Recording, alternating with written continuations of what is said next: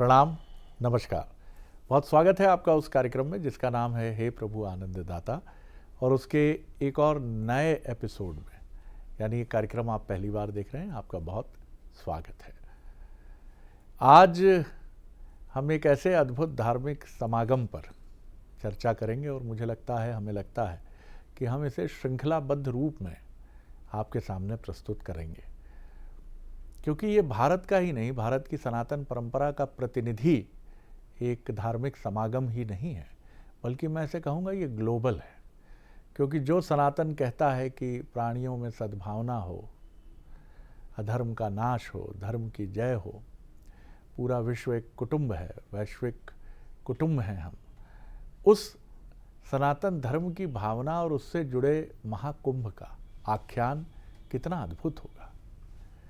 और इस समय जब हम ये चर्चा कर रहे हैं प्रयागराज यानी तीर्थराज प्रयागराज में कुंभ के 2 स्नान 13 जनवरी और 14 जनवरी यानी मकर संक्रांति के संपन्न हो चुके हैं, और आगे भी ये क्रम चलेगा फरवरी के अंतिम सप्ताह तक।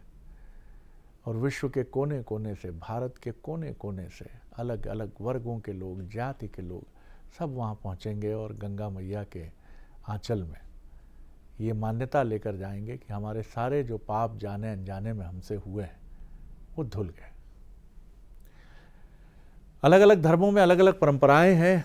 क्रिश्चियनिटी में कहा जाता है कि आप चर्च में जाकर फादर उधर पर्दे के पीछे होते हैं और आपसे कोई त्रुटि, कोई गलती हुई है तो कन्फेशन करिए आप।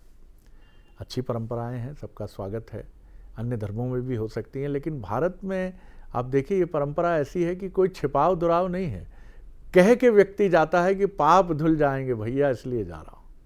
ये नहीं कहता काहे के पाप, मैंने कोई पाप नहीं किया, कोई गलती नहीं है मेरी, जा रहा हूँ नहाने, पुण्य मिलता है ये सोच कर जा रहा हूँ। लोग विनम्रता से ये मानते हैं कि व्यवहारिक होने के नाते उनसे कहीं ना कहीं गलतियाँ होती हैं। वो किसी का हित मार देते हैं, कई बार अनजाने में, कई बार जानबूझकर। अद्भुत है ये समागम। चूँकि मैं खुद एक पत्रकार के नाते इसके कवरेज से लौटा हूँ तो अभिभूत हूँ वहाँ का दृश्य देखकर, और एक बार फिर कुछ समय बाद जाने की इच्छा है। फिर जाऊँगा और कम से कम 6-7 दिन और रहूँगा। तो एक बड़े आनंद की वृष्टि करने वाला ये समागम है। तो आज इस महाकुंभ पर हम अपने विद्वान वक्ता, भगवत गीता के अध्येता, मानस मर्मज्ञ प्रोफेसर डॉक्टर सुरेंद्र बिहारी गोस्वामी जी से चर्चा करेंगे। प्रणाम कर रहा हूँ गोस्वामी जी। जी, आप चूंकि उस धरा को स्पर्श करके आ गए हैं तो आपके अंतर्चित्त में आनंद की हिलोरें दिख रही है। जी जी, भावपूर्ण मुद्रा में आपके शब्द पुष्पों की तरह बरस रहे हैं।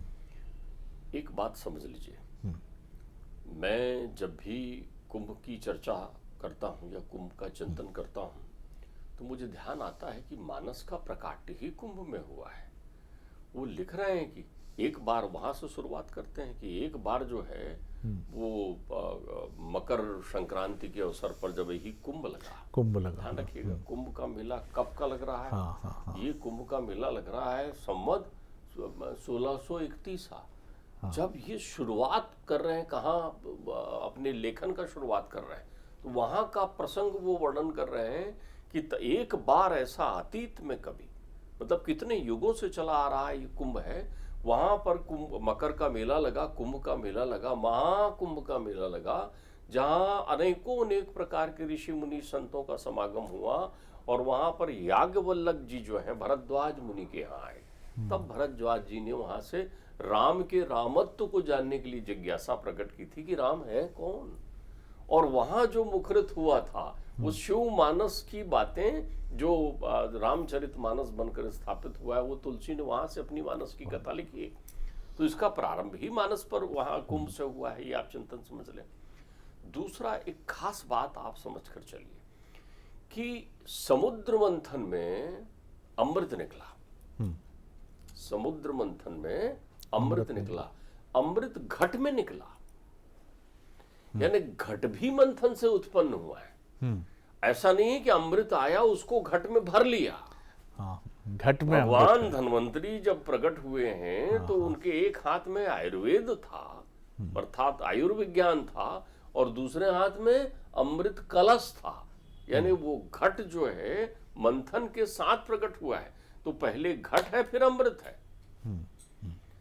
तो जो घट है वही तो घट घट में है, आपको समझना ये यहाँ चिंतन ये करना है कि कुंभ का प्रादुर्भाव जो है मंथन से हुआ।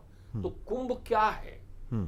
आपने अभी एक बड़ी अच्छी बात कही कि प्रायश्चित वाली बात कह दी। बहुत सारे लोग इसमें तर्क वितर्क अनावश्यक समय व्यर्थ करते हैं। किसने कहा कि हम पाप धोने के लिए वहां जाते हैं? किसने कहा कि आपने पाप किया हो तब कुंभ में जाए? बहुत सारे लोग बोलते हैं मैं कुंभ स्नान कभी नहीं करता, मैंने जीवन में कोई पाप ही नहीं किया। कमाल है। सबसे बड़ा पाप है अज्ञानता। बहुत सही। आप ज्ञान प्राप्त करने के लिए कुंभ में जाते हैं भाई। तो जब आपकी इच्छा होती है तो ज्ञान प्रवाहिनी कौन है? गंगा। ध्यान रखिए, त्रिवेणी 3 की होती है, ज्ञान, भक्ति और वैराग्य। क्या बात है, वाह। त्रिवेणी 3 की है, ये उपमा समझिए आप यहाँ पर। तो भक्तिमती तो हो गई यमुना, और बुद्धि प्रदायिनी हो गई ज्ञानवती, हो गई सरस्वती। ध्यान रखिएगा। और मुक्ति और भुक्ति से तारने वाली गंगा है। तो मुक्ति किस बात की मिलती है आपको? जब आपका ज्ञान जागृत होता है तो आप मुक्त हो जाते हैं। वो प्रलय होता है जीवन में। उस प्रलय को जो है हमारे यहाँ वेद में कहा गया है कि जिस समय आप जीवन की नश्वरता को समझ लेते हैं और जान लेते हैं कि आत्मा ही परमात्मा है, उस समय आप ज्ञानी हो जाते हैं। तब गंगा स्नान का फल मिलता है आपको। तो गंगा स्नान करने जा रहे हैं आप ये अमृत जहाँ छलका है वहां पहुंच रहे हैं घट से, तो पहले घट अमृत से भरिए तब स्नान करने जाइए। और घट खाली लेकर जाइए ताकि वहां से अमृत भर कर लाएं आप। तो घट कौन सा है? घट पहले बना है। यहाँ देखिए, गुण और अवगुण, सुर और असुर दोनों मिले हुए हैं। अब उन दोनों से घट बनना है। बाहरी आवरण घट का जो है वो असुर है और भीतरी आवरण सुर का है। सुर और असुर का भेद समझ लीजिए। बाहरी नष्ट हो जाना है, बाहरी नष्ट हो जाना है, लेकिन भीतरी बना रहना है। तो घट कौन है? मन। तो वहां से बहुत सारे लोग, आज भी वहां अमृत मिलता है, आप लेकर आते हैं। वहां का सबसे बड़ा अमृत है जिसके आधार पर आप जाते हैं, भक्ति अमृत, ज्ञान अमृत, कथा अमृत, सत्संग अमृत। ये सारे अमृत वहां हैं। अमृत का अर्थ केवल वो पेय पदार्थ नहीं जिसको आप ग्रहण कर रहे हैं। ध्यान रखिएगा। तो पहले आप त्रिवेणी का संगम तो कर लीजिए। त्रिवेणी है सत्यम शिवम सुंदरम, ये त्रिवेणी है। तो वहां तीनों को मिलाइए, अर्थात सुंदर को शिवम में और शिवम को सत्य में। जब सत्य मिल जाएगा तब घट भर जाएगा, आयतन पूरा हो जाएगा। बहुत सुंदर, वाह। तब आप अपने कुंभ का स्नान पूर्ण करेंगे ना, तब आपका कुंभ पूरा होगा। तो वहां पर देखिए। और दूसरे नंबर में आप कोई भी तत्व छोड़कर मत जाइए।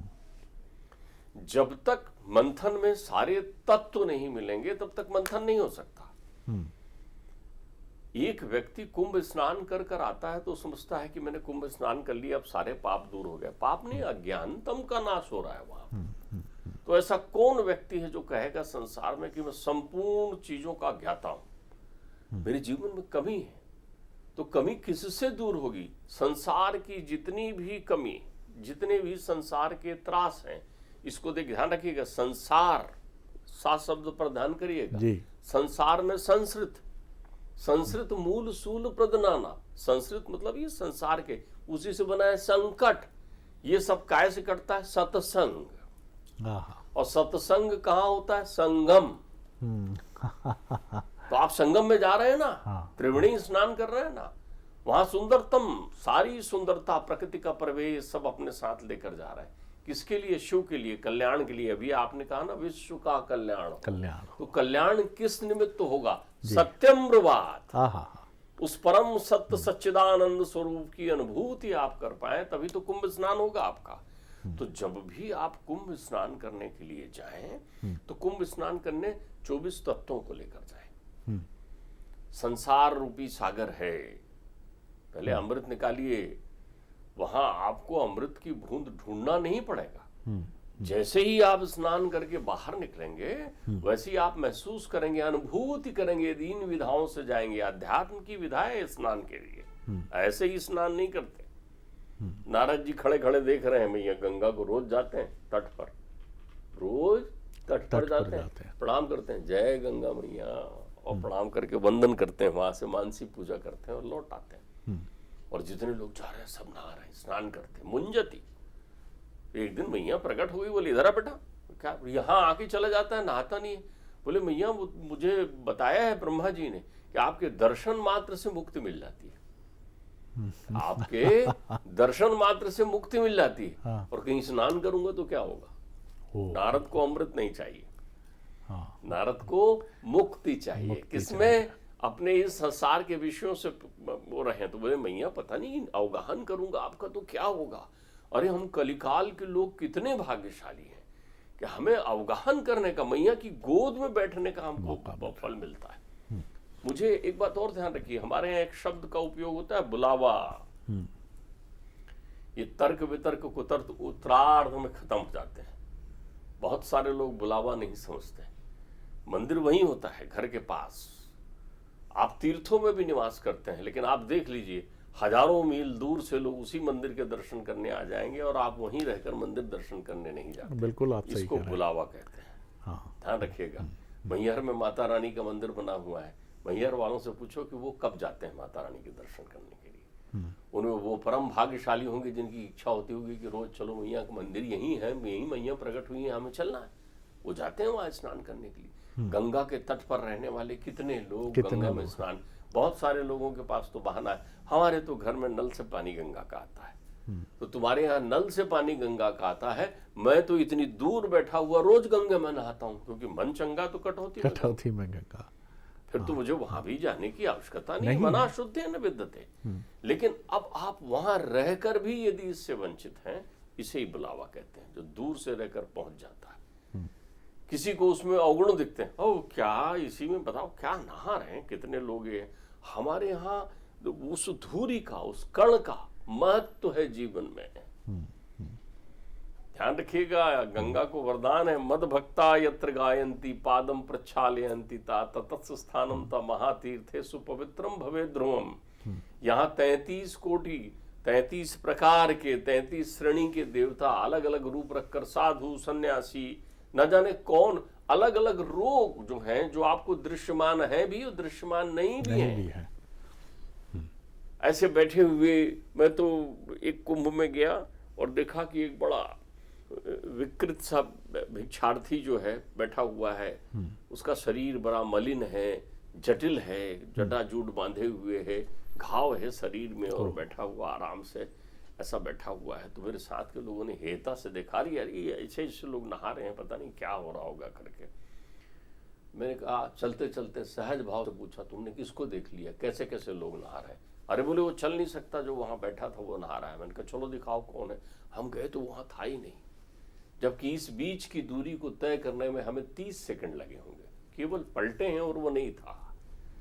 पिता शिष्य, मैंने उनसे कहा तो उन्होंने कहा न जाने किस वेश में मिल जाए गिरधारी, कौन कहां किस स्वरूप में किस माया में आया है। आप तो भौतिकता में ढूंढ रहे हो, भौतिकता में ढूंढने के लिए वहां ना जाइए, वहां आध्यात्मिकता का स्नान करिए। वाह। तो इसलिए पहले आप कुंभ को सुरक्षित करिए। तो आपको कुंभ को सुरक्षित, सारे तत्व, ज्ञानेंद्रियां लेके जाइए, कर्मेंद्रियां लेकर जाइए, छोड़कर मत जाइए कुछ भी यहाँ, तब स्नान करने जाइए। मन यहाँ लगा हुआ है, जाऊं ना जाऊं, जाऊं ना जाऊं, बुलावा होगा ना तो कई ऐसे लोग मिलते हैं, आप आज मिल रहे हैं और 2 दिन बाद मिलेंगे, कुंभ नहा के आ गया। तो उनसे पूछो कैसा? अरे बस वो ये हुआ, चाचा जी आए थे, मैंने कहा चलो चलते हो के, चलते हो, और गया और नहा के आ गया। मैं तो जाना ही नहीं चाह रहा था। ये बुलावा है। ये तो आप सबसे पहले त्रिवेणी में जा रहे हैं तो आप कुंभ लेकर जाइए। लोग बोलते हैं ना कुंभ नहाने जा रहे हैं, कुंभ तो कुंभ को नहलाइए ना, तो लेके तो जाइए पहले। अर्थात अपने पात्र को सुघड़ और सुंदर और सरस बनाकर लेकर जाइए, सुंदर मन लेकर जाइए, विशुद्ध मन में अध्यात्म का संचार करते हुए जाइए, वहां केवल घट-घट में उस परमात्मा की अनुभूति करते हुए जाइए। ध्यान रखिएगा, इतना सुंदरतम नक्षत्र, कर्क में विराजमान चंद्रमा आद्रा नक्षत्र का संयोग लेकर आया और पुनर्वसु से मिल रहा है, दोनों एक ही दिन मिल रहे हैं, तब प्रारंभ हो रहा है कुंभ। चंद्र वहां बैठा हुआ है जो अमृत का धाता है, और सूर्य जो है एकदम उत्तरायण का होकर मकर में विद्यमान हुआ है। भाई आपको मकर का सूर्य मतलब सीधा उत्तरायण का सूर्य, ये वही सूर्य है जिसकी प्रतीक्षा में 6 महीना बैठे रहे, यही कुंभ के प्रारंभ में ही प्राण तजे हैं उन्होंने अपने, भीष्म भीष्म पितामह पितामह ने। यही मकर आया है, यही मकर का कुंभ जब तुलसी वहां समाधिस्थ होकर रामायण का प्रकाट्य कर रहे हैं, यही मकर का कुंभ जब याज्ञवल्लभ जो है भरद्वाज जी को राम का चरित्र सुना रहे हैं, यही मकर का कुंभ जब भरद्वाज के आश्रम में शिव और पार्वती राम की कथा सुनने चले आ रहे हैं, ये वो मकर का सूर्य है जिस सूर्य में विद्यमान हुए हैं आप। अब दोनों देवता मिल गए, दोनों गुरु एकाग्र हो गए हैं। गुरु शुक्राचार्य जिस राशि के स्वामी है, वृषभ और तुला के स्वामी शुक्र हैं, बैठे हुए हैं वहां स्वागत करने के लिए। कौन? देवाधिदेव के गुरु बृहस्पति चले आ रहे हैं, वृषभ राशि में आसीन हो गए। तब चंद्र, सूर्य और बृहस्पति के संयोग से ये काल आया हुआ है। 12 144, जब 12 कुंभ हो जाते हैं तब 144 कुंभ प्रारंभ होता है। लेकिन ये तो गणित, कर्मकांड, ज्योतिष के विषय है। आप इसमें अपनी ध्यान तंत्रा मत लगाइए। आप तो ये ध्यान तंत्रा लगाइए कि आपका जीवन है, कितने साधु सन्यासी आ रहे हैं, कितने सत्संगी आ रहे हैं, न जाने किसके चरण रज गंगा में जा रहे होंगे। कभी आपने समझा ही नहीं है कि संतों के नहाने के बाद आप क्यों नहा रहे हैं। हमारे यहाँ प्रथा तो देखिए, आप तो उनका वर्णन कर रहे हैं कि देखिए दिगंबर साधु कैसे आए हैं, कैसे नागा संत होते हैं। हम उनके वर्णन और उनकी भौतिक विशेषताओं में रम गए हैं। भैया, दिगंबर बहुत सारे लोगों में स्वरूप धारण करते हैं। एक तप की एक विधा है जिसमें अनेकों पंथ और दर्शनों में दिगंबर हुआ करते हैं। लेकिन सनातन संस्कृत के दिगंबर अदृश्यमान रहते हैं, वो केवल एक बार दिखते हैं, आपको दर्शन देते हैं। तो आप ये सोचकर उनके दर्शन करने ना जाइए कि हम दिगंबर संत को देखने चले जा रहे हैं और प्रक्रियाओं में। आप तो ये हमारे यहाँ सबसे पहले वो स्नान करने जा रहे हैं। सबसे पहले क्यों जा रहे हैं? वो देखने जा रहे हैं कि हमारे पीछे जो साधु संत महात्मा भक्त आ रहे हैं उनके लिए ये मैया पावन है कि नहीं, निर्मल है कि नहीं, कोई अवरोध तो नहीं है वहां। उन्होंने वीर व्रत इसीलिए रखा हुआ है कि किसी भी प्रकार का अवरोध आपके जीवन में रहे, निष्कंटक हो जाए। मार्ग प्रशस्त कर रहे हैं आपका वहां सम्मान में भी सेवा है। वो तो आ रहे हैं सेवा के उद्देश्य से, लेकिन सम्मान नहीं, अपने आप हो जा रहे हैं। उनकी प्रभुताई जो है वो सेवकाई बन गई है और उनकी सेवकाई में ही प्रभुताई नहीं थे। तो आप वहां पहुंच रहे हैं, कितने भक्त हैं भाई, कितने प्रकार के लोग आए, कितने शुद्ध चित्त होकर आए हैं, कितने लोग वहां पहुंचकर अश्रुपात करते हुए रोदन कर रहे हैं, मां मैं कुंभ में स्नान कर रहा। कितने लोगों को वहां उनके पितर मिल रहे हैं, उनकी अनुभूति कर रहे हैं। नहाते समय, डुबकी लगाते समय, ये बाबूजी के नाम से, ये माता राम के नाम से, ये पड़ोसी के नाम से उस ठंडे पानी में डुबकी लगाकर कितने भाव बना रहे हैं। वो सब भाव की सरिता बन रही है जो भक्तिमती हो जा रही है, और उस सरिता में फिर आप अवगाहन करेंगे, आप स्नान करेंगे। इसलिए कुंभ को कभी भी चर्म दृष्टि से मत देखिए। वाह वाह, बहुत वहां जो व्यवस्था, वहां जो सचराचर सृष्टि की रचना की गई वो देखिए। लेकिन आप ये सोचिए कि क्या वो दृश्य रहा होगा, कैसी वो प्रक्रिया रही होगी जब वो नाना प्रकार के तत्वों का मंथन करने के बाद परमात्मा स्वरूप सद चित्त अमृत उत्पन्न हुआ होगा।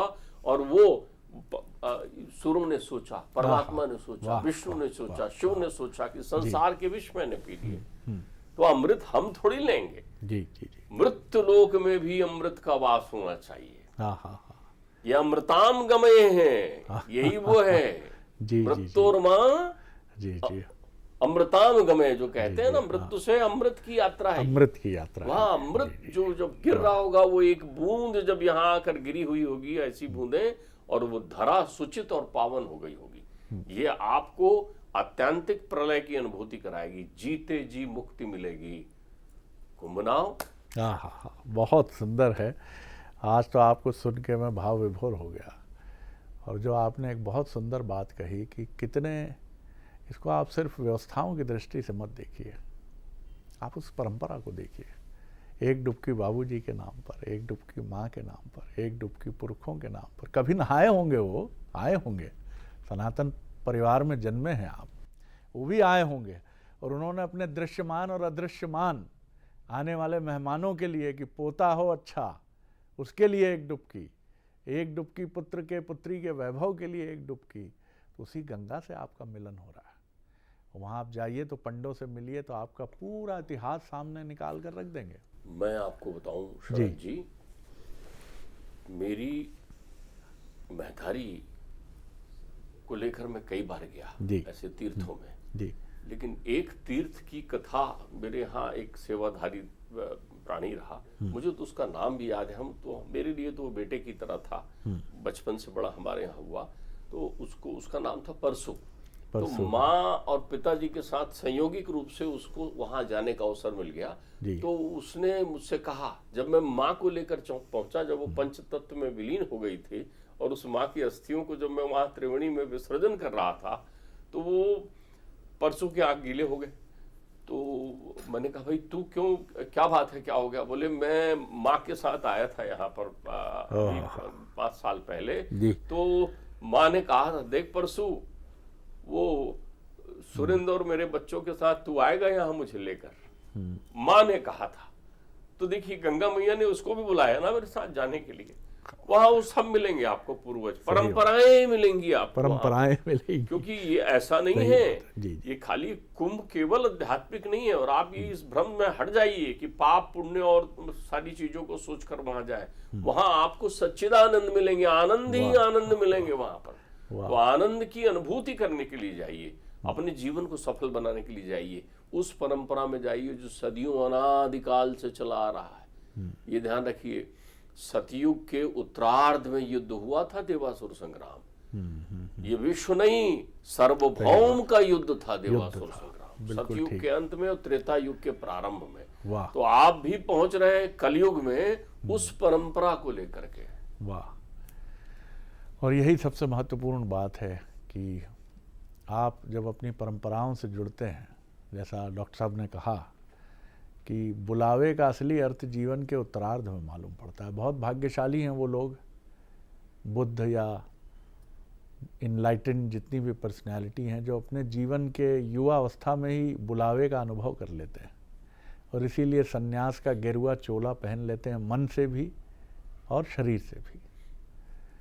और बहुत सुंदर बात डॉक्टर साहब ने कही कि कितने अदृश्य ऐसे सन्यासी आते हैं जो किसी से नहीं मिलते। और जैसा उन्होंने कहा डॉक्टर साहब ने कि किस वेश में मिल जाए, हो सकता है आपको लगे कि ये कोई भिखारी है, आपको लग रहा होगा मैं 2025 में किस तरह की बात कर रहा हूँ, लेकिन ये परंपरा तो ऐसा ही कुछ कहती है।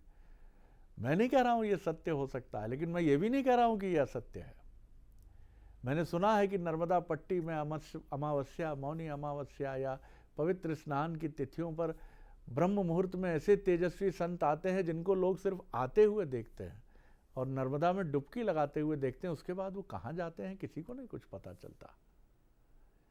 ऐसी भी धारणा है सनातन परंपरा में कि ज्ञानगंज है हिमालय की कंदराओं में कहीं।